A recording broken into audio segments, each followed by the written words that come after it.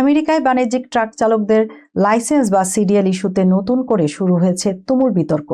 একের পর এক প্রাণঘাতী দুর্ঘটনার পর প্রশ্ন উঠেছে, চালকদের অভিবাসন যাচাই, প্রশিক্ষণ ও লাইসেন্স প্রদানের নিয়ম কতটা কঠোরভাবে অনুসরণ করা হচ্ছে। একই সঙ্গে ভুয়া প্রশিক্ষণের অভিযোগে ৭৫টি প্রতিষ্ঠানের বিরুদ্ধে তদন্ত শুরু করেছে কর্তৃপক্ষ। পুরো বিষয়টি নিয়ে বিস্তারিত থাকছে প্রতিবেদনে। যুক্তরাষ্ট্রে বাণিজ্যিক ট্রাক চালকদের লাইসেন্স বা সিডিএল ইস্যু নিয়ে আবারও তীব্র বিতর্ক শুরু হয়েছে।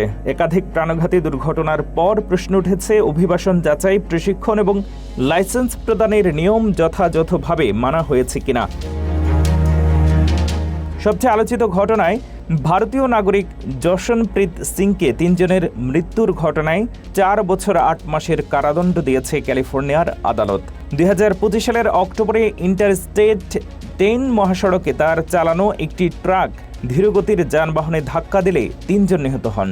যুক্তরাষ্ট্রের হোমল্যান্ড সিকিউরিটি বিভাগের তথ্য অনুযায়ী তিনি ২০২২ সালে অবৈধভাবে সীমান্ত পেরিয়ে যুক্তরাষ্ট্রে প্রবেশ করেছিলেন। পরে ক্যালিফোর্নিয়া তাকে নন ডোমিসাইলড সিডিএল দেয় এবং ২১ বছর পূর্ণ হওয়ার পর সেই সীমাবদ্ধতা তুলে নেওয়া হয়। মাত্র ৬ দিন পরেই ঘটে মর্মান্তিক ওই দুর্ঘটনা।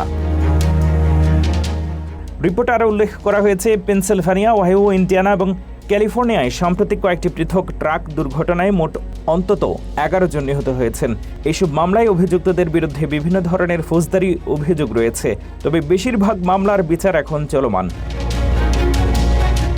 এদিকে প্রেসিডেন্ট ডোনাল্ড ট্রাম্প ঘোষণা দিয়েছেন, ভারী সামরিক যান চালানোর অভিজ্ঞতা থাকা মার্কিন ভেটেরানদের জন্য বেসামরিক সিডিএল পাওয়ার প্রক্রিয়া সহজ করা হবে। অন্যদিকে যুক্তরাষ্ট্রের পরিবহন বিভাগ ও হোমল্যান্ড সিকিউরিটি বিভাগ যৌথভাবে প্রায় ৭৫টি সিডিএল প্রশিক্ষণ প্রতিষ্ঠানের বিরুদ্ধে তদন্ত শুরু করেছে। অভিযোগ রয়েছে, এসব প্রতিষ্ঠানের কেউ কেউ ভুয়া প্রশিক্ষণ রেকর্ড তৈরি করেছে বা যথাযথ প্রশিক্ষণ ছাড়াই সনদ দিয়েছে। তবে উল্লেখযোগ্য বিষয় হলো, এসব ঘটনার মধ্যে কয়েকটি মামলা এখনও আদালতে বিচারাধীন, তাই অভিযুক্তদের বিরুদ্ধে আনা অভিযোগ এখনও আদালতে প্রমাণিত হয়নি।